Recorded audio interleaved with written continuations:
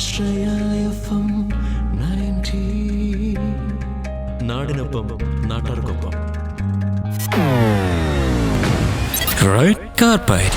Stay tuned for your favorite celebrity. Good evening, നമസ്കാരം and welcome to red carpet with RJ Elikutty. ഇതൊരു celebrity chat show ആണ്, നമുക്ക് എല്ലാവർക്കും അറിയാം. സോ അതുകൊണ്ട് തന്നെ എല്ലാ സൺഡേസിലും ഒരു സെലിബ്രിറ്റിയുമായിട്ടുള്ള ഒരു ചാറ്റ് ഷോ തന്നെയാണ് നമ്മൾ റെഡ് കാർപ്പറ്റിലൂടെ കേൾക്കാറുള്ളത്. അങ്ങനെ ഇന്ന് എന്റെ കൂടെയുള്ളത് കസ്തൂർബയാണ് കേട്ടോ. പേരിൽ മാത്രമല്ല, ലൈഫിൽ ഒരുപാട് കാര്യങ്ങളിൽ വ്യത്യസ്തമായിട്ടുള്ള ഒരു കുട്ടി തന്നെയാണ് നമ്മുടെ കസ്തൂർബ. ഇപ്പൊ നോക്കുകയാണെങ്കിൽ നമ്മുടെ സീരിയൽസിലൂടെയൊക്കെ അമ്മമാരുടെയൊക്കെ ഒരു പ്രിയ കുട്ടി താരമായിട്ട് മാറിയിട്ടുള്ള കസ്തൂർബയുടെ വിശേഷങ്ങൾ കേൾക്കാം ഇന്നത്തെ റെഡ് കാർപ്പറ്റിലൂടെ. അപ്പൊ Kasturba, welcome to the show. നമസ്കാരം. ഹായ്, ഞാൻ കസ്തൂർബയാണ്. ഓക്കെ കസ്തൂർബ കുട്ടി, എനിക്ക് ആദ്യം തന്നെ ചോദിക്കാനായിട്ടുള്ളത്, ഇപ്പൊ നമ്മൾ നോക്കുകയാണെങ്കിൽ ഞാൻ പറഞ്ഞിട്ടുണ്ടായിരുന്നു സീരിയൽസിലൂടെയൊക്കെ അമ്മമാരുടെ ഒരു പ്രിയപ്പെട്ട കുട്ടി താരമായിട്ട് മാറിയിട്ടുണ്ടെന്ന്. സൂര്യ ടിവിയിൽ ഇപ്പൊ ആതിര എന്ന് പറയുന്ന ഒരു സീരിയലാണ് ചെയ്തുകൊണ്ടിരിക്കുന്നത്. അതുപോലെ തന്നെ സി കേരളത്തില് സുഭദ്രം എന്നൊരു സീരിയലൊക്കെ ചെയ്തിട്ടുണ്ടായിരുന്നു. അപ്പൊ എങ്ങനെയായിരുന്നു ഈ ഒരു ആക്ടിംഗ് ലൈഫിലേക്ക് വന്നിട്ടുണ്ടായിരുന്നത്? ഈ ഒരു സീരിയൽ ജേർണിയൊക്കെ തുടങ്ങുന്നത് എങ്ങനെയാണ്?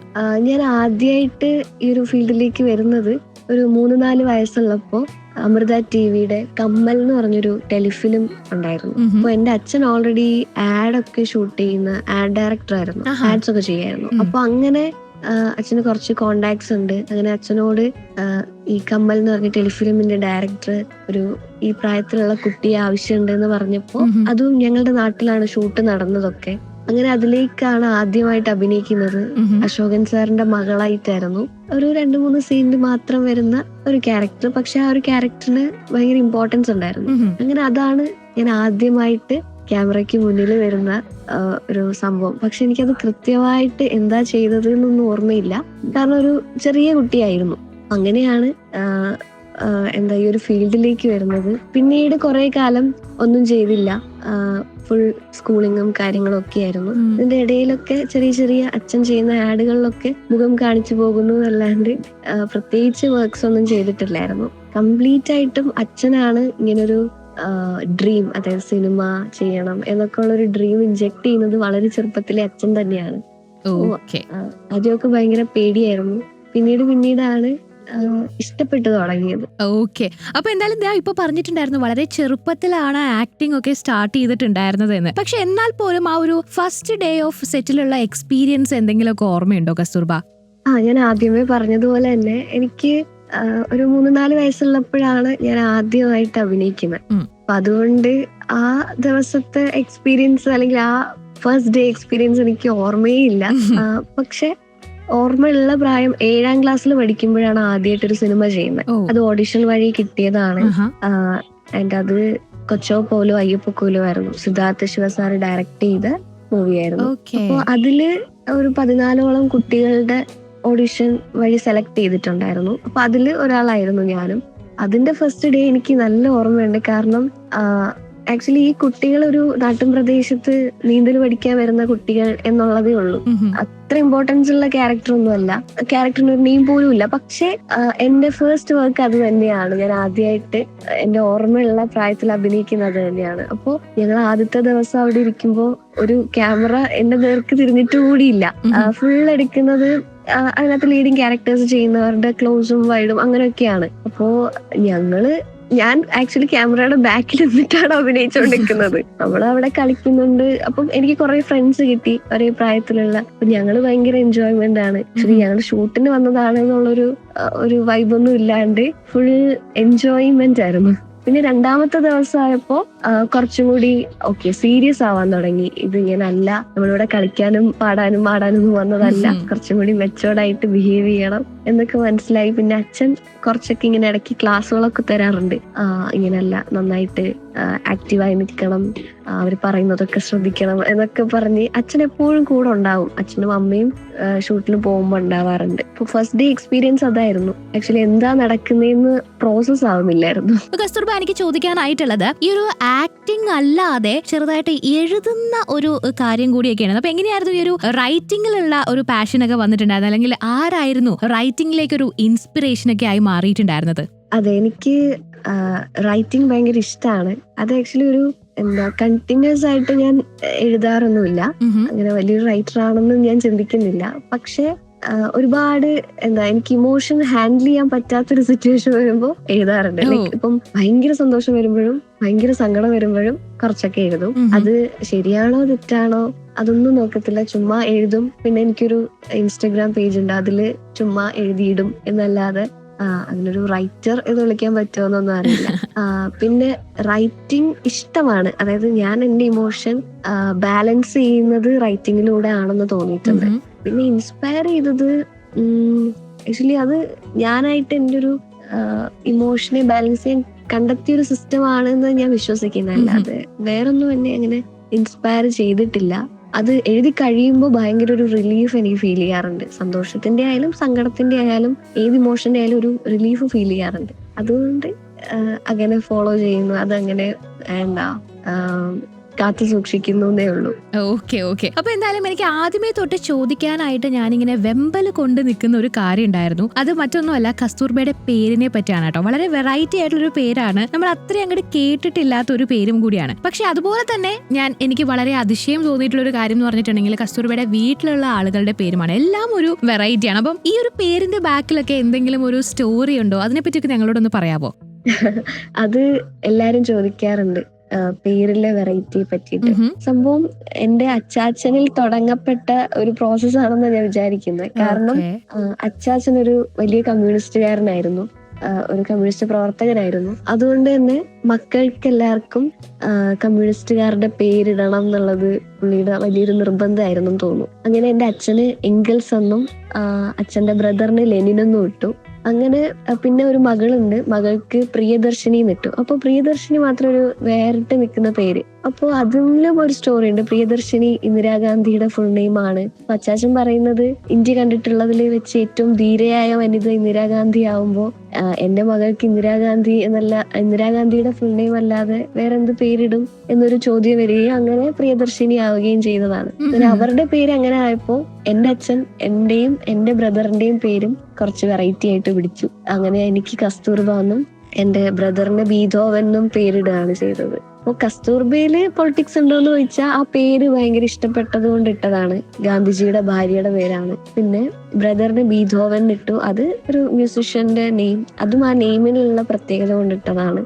അങ്ങനെയാണ് പേരിലുള്ള വെറൈറ്റി വന്നത്. അങ്ങനെയുള്ള സ്റ്റോറി ഇത്രയേ ഉള്ളൂ. പിന്നെ നമ്മൾ ഒരാളെ പരിചയപ്പെടുമ്പോൾ ആദ്യം ചോദിക്കുന്നത് പേരാണല്ലോ. അപ്പോ അത് ഡിഫറെന്റ് ആണ് അല്ലെങ്കിൽ യുണീക്ക് ആണെന്നുണ്ടെങ്കിൽ ആളുകൾ അത് ഒരിക്കലും മറക്കില്ല. അതിലൊരു പ്രത്യേകത ഉണ്ടെങ്കിൽ നമ്മൾ ശ്രദ്ധിക്കപ്പെടും എന്നൊക്കെ തോന്നിയിട്ടായിരിക്കണം എന്ന് ഞാൻ വിചാരിക്കുന്നു. അച്ഛനെപ്പോഴും പറയാറുണ്ട്, നമ്മൾ പരിചയപ്പെടുന്നവര് എത്ര കാലം കഴിഞ്ഞിട്ടായാലും ഈ പേര് ഞാൻ എവിടെയോ കേട്ടിട്ടുണ്ടല്ലോ എന്ന് പറഞ്ഞിട്ട് ഓർക്കാനെങ്കിലും ശ്രമിക്കും. അപ്പൊ പേരിലും കാര്യമുണ്ട് എന്നുള്ളൊരു മൈൻഡ് സെറ്റ് ആണ്. ആൻഡ് ഞാൻ ഇതുവരെ എന്റെ പേരിലുള്ള വേറൊരാളെ പരിചയപ്പെട്ടിട്ടില്ല. അത് അങ്ങനെ ഒരാളെ പരിചയപ്പെടുന്ന ദിവസം എനിക്ക് ഭയങ്കര എക്സൈറ്റ്മെന്റും ഭയങ്കര ഒരു ത്രില്ലിങ്ങും ആയിരിക്കും. എന്റെ അച്ഛന്റെ പേരുള്ള വേറൊരാളെ കണ്ടുപിടിച്ചിട്ടുണ്ട്. അങ്ങനെ അവർക്കൊരു ഗ്രൂപ്പ് ഒക്കെ ഉണ്ട്. അപ്പൊ അതുപോലെ ഞാനും ആഗ്രഹിക്കാറുണ്ട്, എന്തെങ്കിലും എന്റെ പേരിലുള്ള ഒരാളെ കണ്ടുപിടിക്കുമ്പോ അല്ലെങ്കിൽ പരിചയപ്പെടുമ്പോ എന്തായിരിക്കും എന്റെ ഇമോഷൻ എന്നൊക്കെ ചിന്തിക്കാറുണ്ട് ഞാൻ. ഓക്കെ. അപ്പൊ എന്തായാലും കസ്തൂർബ പറഞ്ഞതുപോലെ തന്നെ കസ്തൂർബയുടെ പേരിലുള്ള ഒരാളെ പെട്ടെന്ന് തന്നെ കണ്ടുപിടിക്കാനായിട്ട് പറ്റട്ടെ. ആൻഡ് കസ്തൂർബ പറഞ്ഞ ഒരു പോയിന്റ് എനിക്ക് ഭയങ്കരമായിട്ട് സ്ട്രൈക്ക് ചെയ്തു കേട്ടോ. ശരിക്കും നമ്മൾ ഒരാളുടെ പേര് വെച്ചാണ് നമ്മൾ എപ്പോഴും ആ ഒരാളെ ഓർത്ത് വെക്കാറുള്ളത്. അപ്പം യുണീക്ക് പേരുകൾ നമുക്ക് ഇപ്പോഴും നമ്മുടെ മനസ്സിൽ പതിഞ്ഞു കിടക്കുന്ന ഒരു കാര്യം തന്നെയാണ്. അപ്പൊ ഇതുപോലെയുള്ള യുണീക്ക് പേരുകൾ ഇനിയും വരട്ടെ. അപ്പൊ coming back to your acting life, ഇപ്പം ഒരുപാട് കഥാപാത്രങ്ങളിലൂടെ ഒക്കെ ഇങ്ങനെ കസ്തൂർബ കടന്നു പോയിട്ടുണ്ടാവും. അപ്പം അതില് ഏറ്റവും ഫേവറേറ്റ് ആയിട്ട് അല്ലെങ്കിൽ ക്ലോസസ്റ്റ് ടു യുവർ ഹാർട്ട് എന്ന് ഫീൽ ചെയ്തിട്ടുള്ള ഒരു ക്യാരക്ടർ ഉണ്ടോ?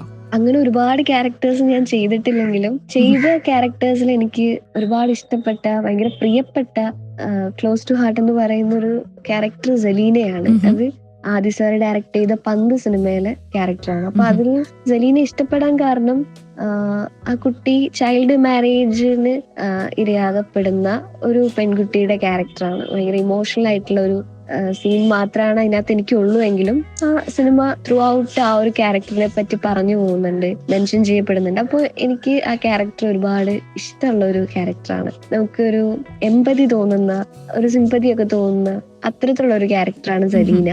പിന്നെ ഞാൻ സ്വർണ്ണ മത്സ്യങ്ങൾ, GS പ്രദീപ് സാറ് ഡയറക്ട് ചെയ്ത സ്വർണ്ണ മത്സ്യങ്ങളിൽ ആശ എന്ന ക്യാരക്ടറും എനിക്കിഷ്ടമാണ്. ആശ സലീനയെ പോലെയല്ല, കുറച്ച് ബോൾഡ് ആയിട്ടുള്ള ഒരുപാട് ആശകളുള്ള, ഒരുപാട് സ്വപ്നങ്ങളുള്ള അങ്ങനത്തെ ഒരു ക്യാരക്ടറാണ് ആശ. ബോൾഡാണ്. ആ ഒരു ആശയുടെ ഫ്രണ്ട്സിന്റെ ഇടയിൽ സ്ട്രോങ് ഡിസിഷൻസ് എടുക്കാൻ ധൈര്യം കാണിക്കുന്നത് ആശയാണ്. അതേപോലെ തെറ്റുകൾക്ക് നേരെ വിരൽ ചൂണ്ടുകയും അതേപോലെ ഫ്രണ്ട്സിനെ വഴികാട്ടുകയും ഒക്കെ ചെയ്യുന്ന ഒരു പക്കാ പോസിറ്റീവ് ആയിട്ടുള്ള ഒരു ക്യാരക്ടറാണ് ആശ. അപ്പോൾ ആശേനെയും എനിക്ക് ഭയങ്കര പ്രിയപ്പെട്ടതാണ് ഈ രണ്ട് ക്യാരക്ടേഴ്സ്. പിന്നെ ഞാൻ ഇപ്പോൾ ചെയ്യുന്ന സൂര്യ ടിവിയില് ഒരു സീരിയൽ ചെയ്യുന്നുണ്ട്, ആതിര എന്ന് പറഞ്ഞിട്ട്. അതിനകത്ത് അനഘ എന്നുള്ള ക്യാരക്ടർ എനിക്ക് ഇഷ്ടമാണ്. അനഘ വീട്ടിലെ ഏറ്റവും കുറുമ്പത്തിയായിട്ടുള്ള, ഭയങ്കര ഭക്ഷണപ്രിയായിട്ടുള്ള, എപ്പോഴും വലിയേട്ടന്റെ അടുത്തുനിന്ന് തല്ലൊക്കെ മേടിക്കുന്ന, ഭയങ്കര കുറുമ്പുള്ള ഒരു കുട്ടിയാണ്. ഭയങ്കര ദേഷ്യക്കാരനായ വലിയേട്ടന്റെ അടുത്തുനിന്ന് ആകെ പ്രൊട്ടസ്റ്റ് ചെയ്ത് നിൽക്കാൻ ധൈര്യം കാണിക്കുന്ന ഒരു കുട്ടിയാണ് അനഘ. അപ്പോൾ അനഘേനെയും എനിക്ക് ഭയങ്കര ഇഷ്ടമാണ്. ഞാൻ ചെയ്യുന്ന എല്ലാ ക്യാരക്ടേഴ്സും എനിക്ക് ഭയങ്കര പ്രിയപ്പെട്ടതാണ്. ഓക്കെ, അങ്ങനെ ഒരുപാട് ക്യാരക്ടേഴ്സ്, അതായത് ഇപ്പൊ പറഞ്ഞ ആ ഒരു പ്രിയപ്പെട്ട ക്യാരക്ടേഴ്സിന്റെ ഇടയിൽ ഏറ്റവും ഇമോഷണലി അറ്റാച്ച്മെന്റ് തോന്നിയിട്ടുള്ളത് സെറീന എന്ന് പറയുന്ന ആ ഒരു ക്യാരക്ടറോട് തന്നെയാണോ? അതെ, അത് ഇമോഷണലി കണക്ട് ആയത് ഈ ജലീനയാണ്. ജലീനയുടെ ഒരു അവസ്ഥയെ ഓർക്കുമ്പോൾ ഭയങ്കര സങ്കടം വരുന്നുണ്ട്. അത് ചെയ്യുമ്പോഴും എനിക്ക് ആ ഒരു ഇമോഷൻ തന്നെയായിരുന്നു. ചൈൽഡ് മാരേജ്, അതും ഭയങ്കര ഏജുള്ള ഒരു ആളാണ് വിവാഹം ചെയ്യുന്നത്. അങ്ങനെ ഒരു ക്യാരക്ടർ ചെയ്യുമ്പോൾ നമ്മൾ അനുഭവിച്ചിട്ടില്ലാത്ത കാര്യമാണെങ്കിൽ പോലും നമുക്ക് ആ ക്യാരക്ടറിനോട് ഭയങ്കര ഒരു സിമ്പതി തോന്നും. അങ്ങനെ ഇഷ്ടപ്പെട്ട ഒരു ക്യാരക്ടർ സെറീന തന്നെയാണ്. ഓക്കെ, അപ്പം ഒരു ചാൻസ് കിട്ടുകയാണെങ്കിൽ ഇതുവരെ ട്രൈ ചെയ്തിട്ടില്ലാത്ത അല്ലെങ്കിൽ എക്സ്പ്ലോർ ചെയ്തിട്ടില്ലാത്ത ഒരു ജോണർ ഏത് വേണമെന്ന് ചോദിച്ചിട്ടുണ്ടെങ്കിൽ എന്തായിരിക്കും കസ്തൂർബയുടെ മറുപടി? അങ്ങനെ ചോദിച്ചാൽ ഒരുപാട് റോൾസ് ചെയ്യാൻ ആഗ്രഹമുണ്ട്. നെഗറ്റീവ് ചെയ്ത് നോക്കണം എന്ന് ആഗ്രഹമുണ്ട്. അതുപോലെ ഒരുപാട് ഫൈറ്റ് ഒക്കെ ഉള്ള ഒരു ബോൾഡ് ആയിട്ടുള്ള ക്യാരക്ടർ ചെയ്യണം എന്ന് ആഗ്രഹമുണ്ട്. പിന്നെ കുറച്ച് ഒരു ഹിഡൻ ആയിട്ടുള്ള ഒരു ആഗ്രഹം എന്ന് പറയുന്നത് ഒരു സൈക്കോ അങ്ങനത്തെ ഒരു ക്യാരക്ടർ ചെയ്യണം എന്ന് ഭയങ്കര ആഗ്രഹമാണ്. ലൈക്ക് എന്താ പറയാ, എന്തെങ്കിലും ഒരു മെന്റൽ ഡിസോർഡർ ഉള്ള, അപ്പോ നമുക്ക് കുറച്ചുകൂടി എക്സ്പ്ലോർ ചെയ്യാൻ പറ്റുമല്ലോ ആ ക്യാരക്ടറിൽ. അങ്ങനെ ഞാൻ ആഗ്രഹിക്കാറുണ്ട്. ലൈക്ക് ഇപ്പം കുമ്പളങ്ങി നൈറ്റ്സില് ഫഹദ് ഫാസിൽ സർ ചെയ്ത ആ ഒരു ക്യാരക്ടർ ഉണ്ടല്ലോ, അതിലൊരുപാട് ഹിഡൻ ആയിട്ടുള്ള കുറെ ഇമോഷൻസ് ആ ഒരു വ്യക്തിയിലുണ്ടെന്ന് ഞാൻ വിചാരിക്കുന്നു. അപ്പൊ അങ്ങനത്തെ കുറച്ച് ട്രിക്കി ആയിട്ടുള്ള അങ്ങനത്തെ ക്യാരക്ടർ ചെയ്യാൻ ഭയങ്കര ആഗ്രഹമുണ്ട്. നടക്കുമെന്ന് അറിയില്ല, നടക്കട്ടെ എന്ന് ആഗ്രഹിക്കുകയാണ്. ഓക്കെ, അപ്പൊ എന്തായാലും ഇപ്പൊ ഒരുപാട് ഷൂട്ടിംഗ് സെറ്റുകളിലൂടെയൊക്കെ നമ്മൾ ഇങ്ങനെ കടന്നു പോയിട്ടുണ്ടാവും. അപ്പം അങ്ങനെയുള്ള ഷൂട്ടിംഗ് സെറ്റുകളിൽ നിന്നും ഏറ്റവും മെമ്മറബിൾ ആയിട്ടുള്ള ഒരു മെമ്മറി ഷെയർ ചെയ്യാൻ പറഞ്ഞിട്ടുണ്ടെങ്കിൽ ഏതായിരിക്കും മനസ്സിലേക്ക് ഓടിയെത്തുന്നത്? സെറ്റില് അങ്ങനെ ഒരുപാട് ഫണ്ണി മൊമെന്റ്സ് ഉണ്ടായിട്ടുണ്ട്. പക്ഷെ പെട്ടെന്ന് പറഞ്ഞ് ചോദിക്കുമ്പോൾ അങ്ങനെ കിട്ടുന്നില്ല. പിന്നെ കറന്റ്ലി ഞങ്ങളിപ്പോ ചെയ്തുകൊണ്ടിരിക്കുന്ന വർക്ക് ആതിരയാണ്. സൂര്യ ടിവിയില് തുളസിദാസ് സാറ് ഡയറക്ട് ചെയ്യുന്ന വർക്കാണ്. അപ്പൊ അതില് ഞങ്ങൾ 4 പേര് സിബ്ലിങ്സ് ആയിട്ട് ചെയ്യുന്നുണ്ട്. ഞാൻ, അഞ്ജന ബാല, അർമാൻ അഗസ്റ്റി, പിന്നെ വിഷ്ണു മോഹൻ. ഞങ്ങൾ 4 പേരും സെറ്റില് അല്ലെങ്കിൽ ഷൂട്ടില് സിബ്ലിങ്സ് ആയിട്ടാണ് അഭിനയിക്കുന്നത്. ആൻഡ് റിയൽ ലൈഫില് അതിനേക്കാളും അറ്റാച്ച്ഡ് ആണ്. ഭയങ്കര കമ്പനിയാണ്. അപ്പൊ നമ്മളുടെ ഇടയിൽ നടക്കുന്ന ഫണ്ണി മൊമെന്റ്സ് ആണ് എനിക്ക് കുറച്ചും കൂടി കണക്ട് ചെയ്യാൻ പറ്റുന്നത്. ഞങ്ങള് ഒരുമിച്ച് IFFK പോകുന്നതും അതേപോലെ ഷൂട്ടില്ലാത്ത ദിവസമൊക്കെ ഞങ്ങള് കുറച്ച് ഔട്ടിങ് അങ്ങനത്തെ പരിപാടിയൊക്കെ ഭയങ്കര മെമ്മറബിൾ ആണ്. അതേപോലെ തന്നെ ഞങ്ങൾ 4 പേരും 4 ജില്ലക്കാരാണ്. അതുകൊണ്ട് ഞങ്ങളുടെ ഇടയിൽ ഈ സ്ലാങ്ങിന്റെ ഡിഫറൻസ് വരുന്നതൊക്കെ ഭയങ്കര കോമഡി ആവാറുണ്ട്. ലൈക്ക് ഇപ്പം ഒരു നാട്ടില് പറയുന്ന വാക്ക് ചിലപ്പോ വേറെ ജില്ലക്കാരന്റെ നാട്ടില് ഭയങ്കര ചീത്ത വാക്കായിരിക്കും, ഭയങ്കര ബാഡ് വേർഡ് ആയിരിക്കും. അപ്പൊ അതായിരിക്കും മോസ്റ്റ്ലി ഞങ്ങളുടെ ഇടയിൽ ഭയങ്കര ഫണ്ട് ഉണ്ടാക്കുന്ന ഒരു എലമെന്റ് എന്ന് പറയുന്നത്. അപ്പൊ അതാണ് എനിക്ക് പെട്ടെന്ന് ഓർമ്മ വന്നൊരു ഫണ്ണി മൊമെന്റ് എന്ന് പറയുന്നത് ഞങ്ങളുടെ 4 പേരുടെയും ഫ്രണ്ട്ഷിപ്പാണ്. ഓക്കെ, അപ്പൊ എന്തായാലും ഒരുപാട് കാലവും നിങ്ങളുടെ ഈ ഒരു ഫ്രണ്ട്ഷിപ്പ് അങ്ങനെ തന്നെ മുന്നോട്ട് പോകട്ടെ. ഇപ്പൊ ഒരുപാട് സെറ്റുകളിൽ അഭിനയിച്ചിട്ടുണ്ട്, ഒരുപാട് ഷോർട്ട് ഫിലിമിലും സീരിയൽസിലും ഒക്കെ ഇപ്പോ അഭിനയിച്ചിട്ടുണ്ട്. അപ്പൊ അതില് ഏറ്റവും ചലഞ്ചിങ് ആയിട്ട് തോന്നിയിട്ടുള്ള ഒരു സീനോ ക്യാരക്ടറോ ഉണ്ടായിരുന്നോ? ചലഞ്ചിങ് ആയിട്ട് എനിക്ക് തോന്നിയിട്ടുള്ളത് ഞാൻ സ്വർണ്ണ മത്സ്യങ്ങൾ ചെയ്യുമ്പോൾ ഞാൻ 9th പഠിക്കുകയാണ്. അപ്പൊ ആ സമയത്ത് എനിക്ക് സൈക്കിള് ചവിട്ടാൻ അത്ര വലിയ വശമില്ല. പക്ഷെ ആ സിനിമയിൽ ത്രൂ ഔട്ട് സൈക്കിളിലാണ് എന്റെ ക്യാരക്ടർ പോകുന്നത്. ഒരു 90s ആ കാലഘട്ടമാണ് കാണിക്കുന്നത്. അപ്പൊ ഫുൾ സൈക്കിളാണ്, എന്നെക്കാളും ഹൈറ്റ് ഉള്ള സൈക്കിള്. അപ്പൊ അത് കേറുക തന്നെ ഒരാളുടെ സഹായത്തോടെ സൈക്കിള് കേറുന്നത് തന്നെ. അപ്പൊ എടുക്കേണ്ട ഷോട്ട് എന്ന് വെച്ചാല് ഒരു വീതി കുറഞ്ഞ ഒരു പാലത്തിൽ കൂടെ ഞാൻ ഒരാളെ ലോഡ് വെച്ചിട്ട് സൈക്കിൾ വളരെ സ്പീഡിന് ചവിട്ടി വരികയാണ്. എന്നിട്ട് ദൂരേക്ക് നോക്കിയിട്ട് പറയുകയും ചെയ്യുന്നുണ്ട്, ഒരു ഡയലോഗ് പറയുന്നുണ്ട്. ഈ ഒരു ഷോട്ട് ഒരു ചെറിയ ഷോട്ടാണ്. അപ്പോ ഇത് എടുക്കാൻ വേണ്ടിയിട്ട് കുറേ ശ്രമിച്ചു. കാരണം ഒന്നാമത്തെ കാര്യം എനിക്ക് സൈക്കിള് നന്നായി ചവിട്ടാൻ അറിയില്ല. രണ്ടാമത്തെ കാര്യം ഈ പാലത്തിന് തീരെ വീതിയില്ല. ഒരാൾക്ക് ഒരു സമയം നടന്നു പോകാൻ മാത്രം പറ്റുന്ന പാലമാണ്. അപ്പൊ അതിൽ കൂടെ ചവിട്ടി വരണം. അത് ഭയങ്കര റിസ്കി ആയിട്ട് എനിക്ക് പേടിയും ആവുന്നുണ്ട്. പിന്നെ ബാക്കിൽ ഒരാളെ വെച്ചിട്ട് വരണം. ഇത് ഭയങ്കര ചലഞ്ചിങ് ആയിരുന്നു. കുറേ ടേക്ക് പോയി. അവസാനം ആ ഷോട്ട് ഒഴിവാക്കുക ചെയ്തത്. കാരണം അത് ഭയങ്കര റിസ്കി ആയിട്ട് ലാസ്റ്റ് കുറെ പേര് വന്നിട്ട് ട്രൈ ചെയ്ത് നോക്കി. അവര് തന്നെ ലോഡ് വെച്ചിട്ട് ചെയ്യാൻ പറ്റുന്നില്ല. അങ്ങനെ പിന്നെ ആ ഷോട്ട് ഒഴിവാക്കി. അപ്പൊ അത് ഭയങ്കര ചലഞ്ചിങ് ആയിരുന്നു ആ ഒരു ഷോട്ട് എടുക്കുക എന്ന് പറയുന്നത്.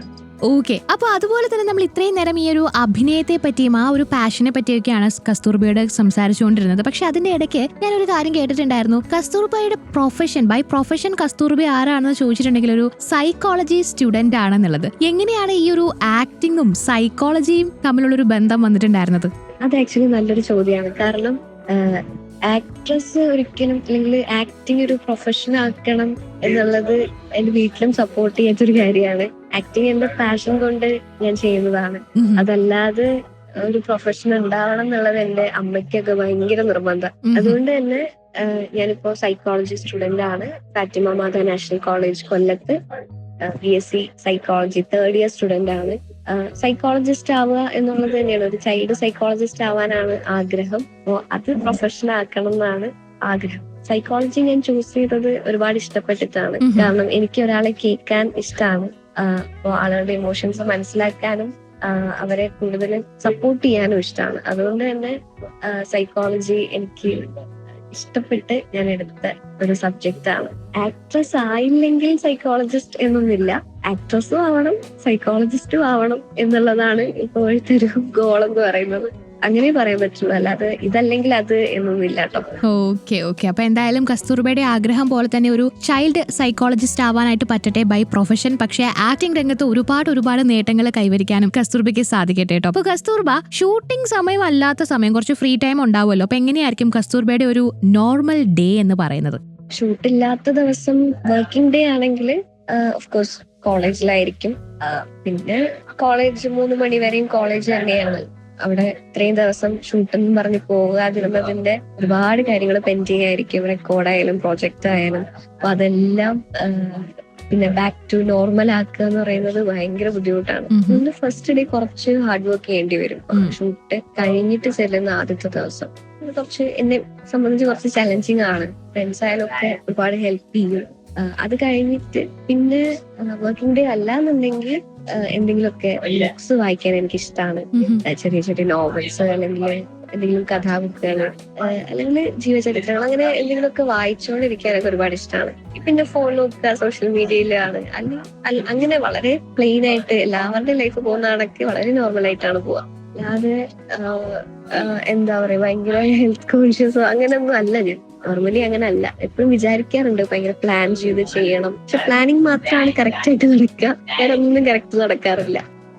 ഓക്കെ, അപ്പൊ എന്തായാലും ഷൂട്ടിങ്ങിന്റെ ഇടയിൽ തിരക്ക് പിടിച്ചുകൊണ്ടൊക്കെയാണ് നമ്മളോട് കസ്തൂർബ സംസാരിച്ചുകൊണ്ടിരിക്കുന്നത്. അപ്പൊ എനിക്കൊരു കാര്യം ചോദിക്കാനായിട്ടുള്ളത്, ഈ ഒരു ഷൂട്ട് ചെയ്യുന്ന സമയത്ത് സീരിയലിലൂടെയും സിനിമയിലൂടെയും ഒക്കെ ആ ഒരു കഥാപാത്രത്തിലുള്ള കസ്തൂർബേനെയാണ് നമ്മൾ കാണുന്നത്. ശരിക്കും പേഴ്സണൽ ലൈഫിൽ നിന്നും ഒരു കാര്യം എടുത്ത് ചോദിക്കാനായിട്ടുണ്ടെങ്കിൽ കസ്തൂർബനെ പറ്റി ഒരു ഫൺ ഫാക്ട് ഷെയർ ചെയ്യാൻ പറഞ്ഞിട്ടുണ്ടെങ്കിൽ എന്ത് സ്റ്റോറി ആയിരിക്കും പറയാനുള്ളത്? ഫൺ ഫാക്ട് അതിപ്പോ പറഞ്ഞ പ്രശ്നമാവോന്നറിയില്ല, എന്തായാലും പറയാം. കാരണം വളരെ ചെറുപ്പത്തിൽ നടന്ന സംഭവമാണ്. ഭയങ്കരമായിട്ട് നുണ പറയായിരുന്നു. എന്ന് വെച്ചാൽ ആർക്കും മനസ്സിലാവും അത് നുണയാണെന്ന്. അമ്മാതിരി നുണകൾ പറയായിരുന്നു. ഒരു LP സെഷനൊക്കെ പഠിക്കുന്ന സമയത്ത് കൊച്ചു കുട്ടികളാണല്ലോ, ഫ്രണ്ട്സിനോടൊക്കെ ഭയങ്കരമായിട്ട് വീമ്പ് പറയും. വീട്ടിൽ ഇതുണ്ട്, ആനയുണ്ട്, ചേനയുണ്ട്, അങ്ങനെ ഭയങ്കര തള്ളായിരുന്നു. എന്റെ വീട്ടിൽ സ്വിമ്മിംഗ് പൂൾ ഉണ്ട് എന്നൊക്കെ ഞാൻ പറയായിരുന്നു. ഒരു 10-20 നിലയുള്ള വീടാണ്. ഇതൊക്കെ കേൾക്കുന്ന കുട്ടികൾ അത്ര മണ്ടന്മാരായിരുന്നു ഞാൻ ഇപ്പോഴാ ആലോചിക്കുന്നത്. അവരതൊക്കെ വിശ്വസിക്കായിരുന്നു. ഓഹോ, അപ്പൊ സ്കൂളിൽ പഠിക്കുന്ന കാലത്ത് ഒരു SP കുട്ടി ആയിരുന്നു എന്ന് വേണമെങ്കിൽ നമുക്ക് പറയാലോ. എന്നിട്ട് വീട്ടില് ലുലു ഉണ്ട്. അങ്ങനെ ഭയങ്കര കല്ല് വെച്ച നുണകൾ പറഞ്ഞ് ഇങ്ങനെ പരത്തുമായിരുന്നു. അപ്പോ എന്റെ ആ കാലത്തെ ഫ്രണ്ട്സിനെ ഇപ്പൊ കണ്ടുമുട്ടിയാൽ ചിലപ്പോ അവർക്ക് ഓർമ്മ ഉണ്ടാവുമെന്നൊന്നും എനിക്കറിയില്ല. പക്ഷെ ഇവരത് സത്യമാണോ എന്ന് അറിയാൻ പേരന്റ്സ് മീറ്റിംഗ് ഒക്കെ വരുമ്പോൾ അമ്മയോടൊക്കെ ചോദിക്കും എന്ന് പറഞ്ഞ് എന്നെ ഭീഷണിപ്പെടുത്തുകയൊക്കെ ചെയ്യായിരുന്നു. അപ്പൊ ഞാൻ അനുഭവിച്ച ഒരു ടെൻഷനൊക്കെ എനിക്ക് ഓർമ്മ വരുന്നുണ്ട്. അതുപോലെ നല്ല കുരുത്തക്കേടും ഉണ്ടായിരുന്നു. അപ്പൊ ഈ ഭയങ്കര കുരുത്തം കെട്ട ഒരു കുട്ടിയായിരുന്നു. അപ്പൊ ആ സമയത്ത് എന്റെ ബ്രദറും ഞാനും തമ്മിൽ ഒരു ഏജിന് ഡിഫറൻസേ ഉള്ളൂ. ഞങ്ങൾ ഒരു സ്കൂളിൽ തന്നെയാണ് പഠിക്കുന്നത്. അപ്പം ഞാൻ LKG ആണെങ്കിൽ ചേട്ടൻ UKG, ആ ഒരു രീതിയായിരുന്നു. അപ്പോ വീട്ടിലായാലും ഞങ്ങൾ രണ്ടുപേരും കൂടെ ചെയ്ത എന്തെങ്കിലും തെറ്റ് ചേട്ടന്റെ തലയിൽ നൈസിന് ഇട്ട് കൊടുത്തിട്ട് ഞാൻ അവിടുന്ന് എസ്കേപ്പ് ആവുന്ന പരിപാടിയൊക്കെ ഉണ്ടായിരുന്നു. അപ്പൊ തല്ലുകൊള്ളുന്നത് ചേട്ടന് മാത്രമായിരിക്കും. അപ്പൊ അമ്മയച്ഛനും ഇതുവരെ അത് അറിഞ്ഞിട്ടില്ല ഞാനും കൂടെ ചേർന്ന് ചെയ്ത കുരുത്തക്കേടാണ്, തെറ്റാണ് എന്നുള്ളത് ഇപ്പോഴും അവർക്ക് അറിയില്ല. തല്ലുകൊള്ളുന്നത് പാവം ചേട്ടൻ തന്നെയാണ്. ചേട്ടൻ എന്നിട്ട് ഒറ്റിക്കൊടുക്കൊന്നുമില്ലായിരുന്നു. ഞാൻ ചെയ്യും എന്നൊന്നും, ഞാൻ ചെയ്തു എന്നൊന്നും പറയൊന്നുമില്ലായിരുന്നു. അപ്പോ അതാണ് എന്നെ സംബന്ധിച്ച് എന്റെ ഒരു ഫൺ ഫാക്ട്. ചെറുപ്പത്തിലുള്ള കാര്യമാണ്. ഇപ്പൊ ഞാൻ കുറെയൊക്കെ മാറി. ഇപ്പൊ അങ്ങനെ നടക്കത്തില്ലല്ലോ. ചേട്ടനും വളർന്നു. എന്തെങ്കിലും സംഭവിച്ചാ ചേട്ടൻ ചെയ്തിട്ടുണ്ടെങ്കിൽ അത് എന്റെ തലക്കിടാനായിട്ട് മാറിയിട്ടുണ്ട് ഇപ്പൊ. അപ്പൊ കസ്തൂർബ, ഇനി എനിക്ക് ചോദിക്കാനുള്ളത് ഈ ഒരു റൈറ്റിംഗ്, ലിറ്ററേച്ചർ മേഖലയെ പറ്റിയാണ്. എങ്ങനെയായിരുന്നു ഈ ഒരു ലിറ്ററേച്ചർ മേഖലയിലേക്കുള്ള ഒരു സ്റ്റാർട്ട് എന്നുള്ളതൊക്കെ നമ്മൾ കേട്ടിട്ടുണ്ടായിരുന്നു. എന്നാലും ഞാൻ ചോദിക്കുകയാണ്, ഏറ്റവും ആദ്യം എഴുതിയിട്ടുള്ള കാര്യം എന്തായിരുന്നു എന്ന് ഓർക്കുന്നുണ്ടോ? അങ്ങനെ ഓർക്കുന്നുണ്ടെങ്കിൽ അതിനെപ്പറ്റി ഒന്ന് ഷെയർ ചെയ്യാവോ? എന്റെ ഓർമ്മ ശരിയാണെങ്കിൽ ഞാൻ 4th സ്റ്റാൻഡേർഡിൽ പഠിക്കുമ്പോഴാണ് ആദ്യമായിട്ട് ഒരു കഥ എഴുതുന്നത്. അത് ആക്ച്വലി അതിനു മുൻപ് എഴുതിയിട്ടുണ്ടോ ഉണ്ടെന്ന് തോന്നുന്നു. പക്ഷെ അത് അത്ര ഓർമ്മയും ഇല്ല, അത് പുറം ലോകം കണ്ടിട്ടുമില്ല. കാരണം ഈ ക്രിട്ടിസൈസ് ചെയ്യപ്പെടുമോ, അല്ലെങ്കിൽ എഴുതിയ അക്ഷരങ്ങൾ തെറ്റാണോ, എഴുതുന്നത് തെറ്റാണോ എന്നൊക്കെ ഉള്ള പേടി കാരണം ആരെയും കാണിക്കാനുള്ള ധൈര്യം ഉണ്ടായിട്ടില്ല. അത് ഞാൻ ഓർക്കുന്നുമില്ല എഴുതിയിട്ടുള്ളത് എന്താണ്. പക്ഷെ 4ാം ക്ലാസ്സിൽ പഠിക്കുമ്പോൾ എനിക്ക് ഓർമ്മയുണ്ട്, എന്റെ കൂടെയുള്ള ദേവിക എന്ന് പേരുള്ള ഒരു കുട്ടി കഥ എഴുതുന്ന കണ്ടിട്ട് ഇൻസ്പയർ ആയിട്ട് ഞാനും ഒന്ന് എഴുതിയാലോ എന്നൊക്കെ ആലോചിച്ചിട്ട് ഒരു തട്ടിക്കൂട്ടൊരു കഥ, അതിന് ഹെഡും ഇല്ല ടെയിലും ഇല്ലാണ്ട് എന്തൊക്കെയോ എഴുതിയിട്ടുണ്ടായിരുന്നു. ഞാൻ അത് അച്ഛനെ കാണിച്ചപ്പോ ഇതൊരു കഥയായിട്ട് അംഗീകരിക്കാൻ പറ്റില്ല എന്നൊക്കെ പറഞ്ഞതൊക്കെ എനിക്ക് ഓർമ്മയുണ്ട്. പിന്നീട് അങ്ങനെ എഴുതാനുള്ളത് ധൈര്യം വന്നിട്ടില്ല. അതിനുശേഷം പിന്നെ UP-യിലേക്ക് ആവുമ്പോൾ സ്കൂള് മാറുകയും ഒരു എയ്ഡഡ് സ്കൂളിലേക്ക് ആവുകയൊക്കെ ചെയ്തു. അപ്പൊ കൂടുതൽ വായന തുടങ്ങി.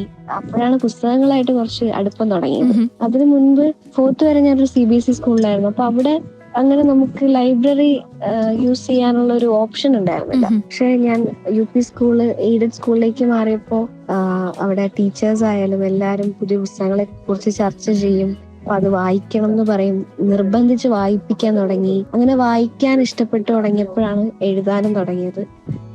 അപ്പോൾ ഒരിക്കല് ഈ വിദ്യാരംഗത്തിന്റെ ഭാഗമായിട്ട് എന്തോ ഒരു കോമ്പറ്റീഷൻ വന്നു, ഒരു കവിതാരചന കോമ്പറ്റീഷൻ വന്നപ്പോ എന്റെ ഫ്രണ്ടിന്റെ അമ്മ ഞാൻ പഠിക്കുന്ന സ്കൂളിലെ തന്നെ LP സെഷനില് ടീച്ചറാണ്. അപ്പൊ ആന്റി ഈ അനൗൺസ്മെന്റ് കേട്ടിട്ട് വിദ്യാരംഗത്തിന്റെ കവിതാരചന മത്സരം ഉണ്ട് എന്ന് ടീച്ചർ അനൗൺസ് ചെയ്യുന്ന കേട്ടിട്ട് എന്നെയും എന്റെ ഫ്രണ്ടിനെയും നിർബന്ധിച്ച് കോമ്പറ്റീഷന് പങ്കെടുപ്പിക്കുകയാണ് ചെയ്തത്. ഞാൻ പറഞ്ഞു എനിക്ക് ഒട്ടും എഴുതാനേ അറിയില്ല എന്ന് പറഞ്ഞ് എഴുതാൻ ഒട്ടും വില്ലിങ് ആവാണ്ടിരുന്നിട്ട് ആന്റി കുറെ നിർബന്ധിച്ചിട്ട് മത്സരത്തിന് പങ്കെടുപ്പിച്ചു. മിനി ആന്റി എന്ന പേര്. അപ്പോ മത്സരിപ്പിച്ചു.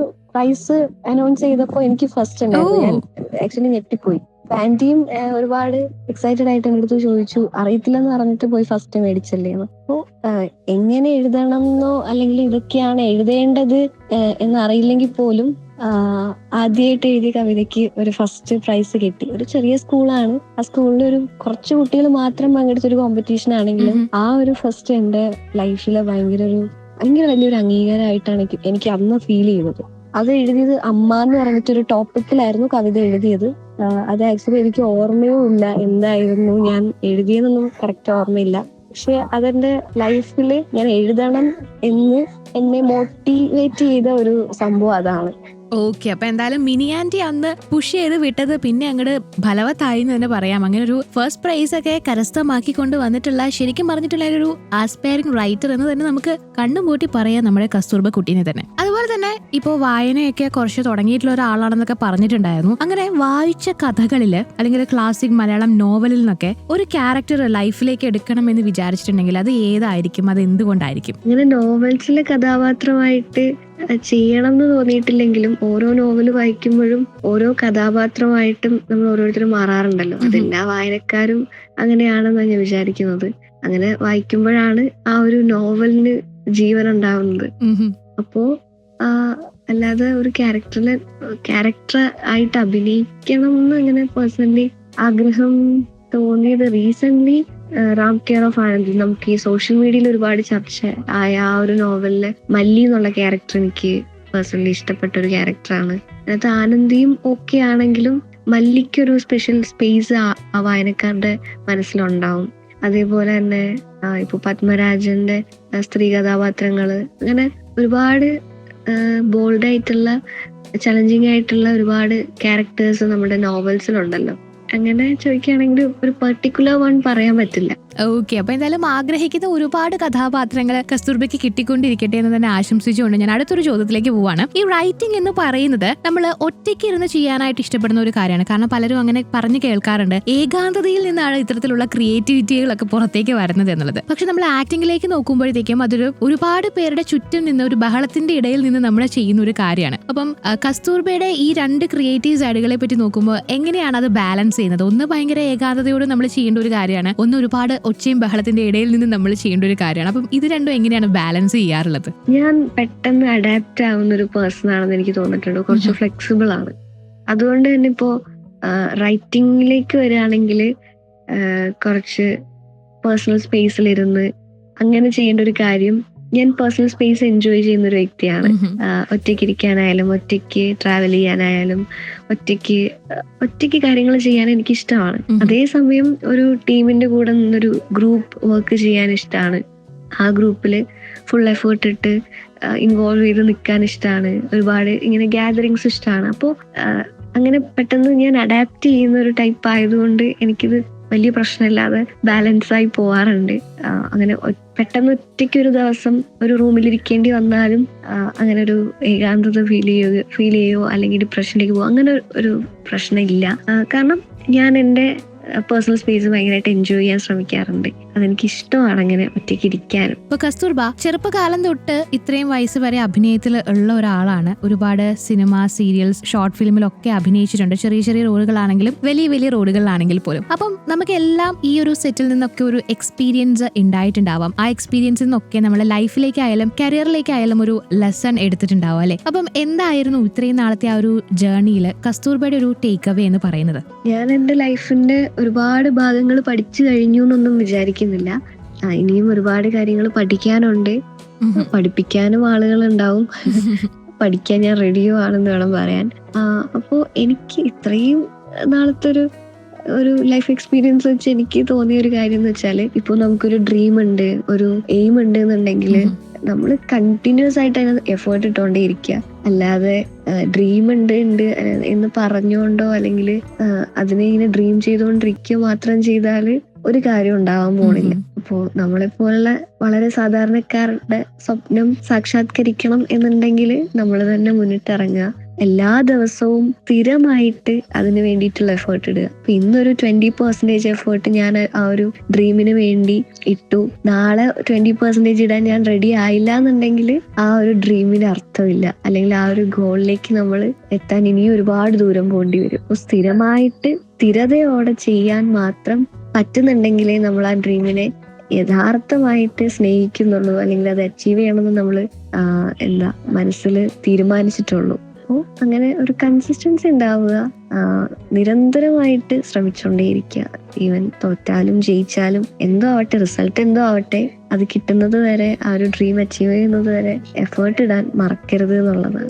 അതാണ് എനിക്ക് ഈ ഒരു ചെറിയ ലൈഫിൽ തോന്നിയ കാര്യം. ഇനി കൂടുതൽ ലെസൺസ് പഠിക്കുമ്പോൾ ഈ ഒരു ഒപ്പീനിയൻ മാറുകയായിരിക്കും, അറിയില്ല. വാട്ടെവർ. ഓക്കെ. അപ്പൊ എന്തായാലും ഡിറ്റർമിനേഷൻ, അതുപോലെ തന്നെ ഒരു നല്ല ഡ്രീം ഉണ്ടായിരിക്കുക, നമ്മൾ കണ്ടിന്യൂസ്ലി അതിനെ അച്ചീവ് ചെയ്യാനായിട്ട് ശ്രമിച്ചുകൊണ്ടിരിക്കുക എന്നൊക്കെയാണ് നമ്മുടെ കസ്തൂർബ കുട്ടി പറഞ്ഞിരിക്കുന്നത്. അപ്പം ഈ ഒരു ജേർണിയിൽ നമുക്കറിയാം നമ്മുടെ ഫാമിലിയുടെ സപ്പോർട്ട് വളരെ ഇമ്പോർട്ടന്റ് ആയിട്ടുള്ള ഒരു കാര്യം തന്നെയാണ്. അപ്പോൾ എന്ത് തോന്നുന്നു, ഫാമിലിയുടെയും ഫ്രണ്ട്സിന്റെയും ഒക്കെ ഒരു സപ്പോർട്ട് എങ്ങനെയായിരുന്നു ഈ ഒരു ആക്ടിങ് ജേർണിയിലും കരിയറിലും ഒക്കെ? എന്റെ ഫാമിലി ഭയങ്കര സപ്പോർട്ടീവ് ആണ്. ഇപ്പോൾ അച്ഛനായാലും അമ്മയായാലും ബ്രദർ ആയാലും എൻ്റെ അച്ഛമ്മയായാലും ഒക്കെ ഭയങ്കര സപ്പോർട്ടീവ് ആണ്. അച്ഛനാണ് ആദ്യമായിട്ട് ഈ ഒരു സിനിമ അല്ലെങ്കിൽ ഈ ഒരു ഇൻഡസ്ട്രി തന്നെ എനിക്ക് ഇൻജെക്ട് ചെയ്യുന്നത് അച്ഛനാണ്. അപ്പോൾ അച്ഛൻ അത്രത്തോളം സപ്പോർട്ടീവ് ആയതുകൊണ്ട് തന്നെയാണ്.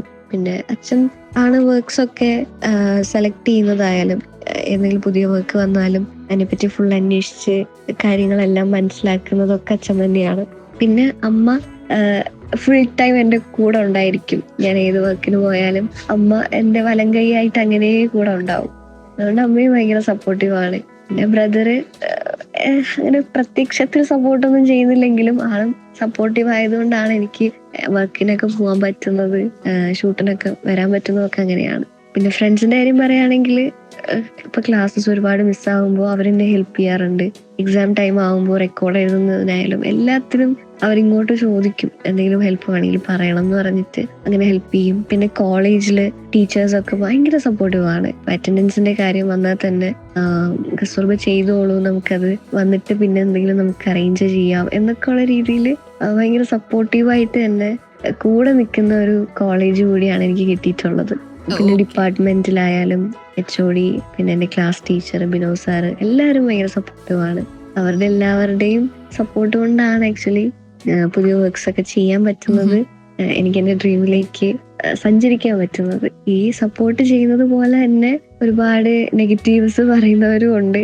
അഫ്കോഴ്സ് ഉണ്ടാവുമല്ലോ, ഇതൊക്കെ ചെയ്തിട്ട് വല്ലതും കിട്ടാനാണോ, ഇതൊന്നും ഒട്ടും സ്ഥിരതയുള്ള ഒരു കാര്യമല്ല, എപ്പോ വേണമെങ്കിലും ഫീൽഡ് ഔട്ട് ആവുന്ന കാര്യമാണ്, അതായത് ഈ ഒരു സമയം ഉണ്ടെങ്കിൽ വല്ല ഗവൺമെന്റ് ജോലിക്കും പ്രിപ്പയർ ചെയ്തൂടെ, അതാകുമ്പോ നല്ല ശമ്പളം കിട്ടില്ല, അങ്ങനെയൊക്കെ പറയുന്ന കുറെ പേരുണ്ട്. ഇതിനൊക്കെ പോയാൽ വല്ലതും കിട്ടുമോ അങ്ങനെയും ചോദിക്കുന്നവരുണ്ട്. പക്ഷെ അവരുടെയൊക്കെ മുന്നിൽ നേരത്തെ ഞാൻ പറഞ്ഞ പോലെ സക്സസ് ആയി കാണിക്കണം എന്നുണ്ട്. അതിനു വേണ്ടിയിട്ടുള്ള എഫേർട്ട് എടുക്കുന്നുണ്ട്, അതിന് വേണ്ടിയിട്ടുള്ള യാത്രയിലാണ്. പിന്നെ എന്റെ ഫ്രണ്ട്സിനെ പറ്റി പറയുകയാണെങ്കിൽ ഇപ്പൊ നമ്മളുടെ ഒരു ഏജ് അല്ലെങ്കിൽ ഈ ഒരു ജനറേഷനിലെ കുട്ടികൾ അധികം സീരിയൽസ് ഒന്നും കാണില്ലല്ലോ. TV സീരിയൽ കാണുന്നത് വളരെ കുറവായിരിക്കും, വളരെ വിരലിലുണ്ടാവുന്നവർ മാത്രമായിരിക്കും കാണുന്നത്. പിന്നെ പ്രത്യേകിച്ച് എന്റെ ഫ്രണ്ട്സ് ഗ്യാങ്ങിൽ ആരും കാണത്തില്ല. പക്ഷെ ഞാൻ ചെയ്യുന്നത് കൊണ്ട് ഞാൻ ഈ ഒരു 2 വർഷക്കാലമായിട്ട് മാത്രമാണ് സീരിയൽ ചെയ്യാൻ തുടങ്ങിയത്. അപ്പോ ഞാൻ ചെയ്യുന്നുണ്ട് മാത്രം സീരിയൽ കാണുന്ന കുറച്ച് നല്ല ഫ്രണ്ട്സ് ഉണ്ട്. കാരണം എന്നെ കറക്റ്റായിട്ട് എൻ്റെ ആക്ടിങ്ങിനെ വിലയിരുത്താനൊക്കെയാണ് അവർ കാണുന്നത്. അപ്പൊ കണ്ടിട്ട് എനിക്ക് അപ്പൊ തന്നെ അഭിപ്രായമൊക്കെ പറയും. എന്തെങ്കിലും തെറ്റുണ്ടെങ്കിലോ മിസ്റ്റേക്സ് ഉണ്ടെങ്കിലോ ഇമ്പ്രൂവ് ചെയ്യാനുണ്ടെങ്കിലോ അത് അങ്ങനെ തുറന്നു പറയുന്ന നല്ല ഫ്രണ്ട്സ് ഉണ്ട്. അതും എൻ്റെ ഒരു വലിയ നേട്ടമാണ്.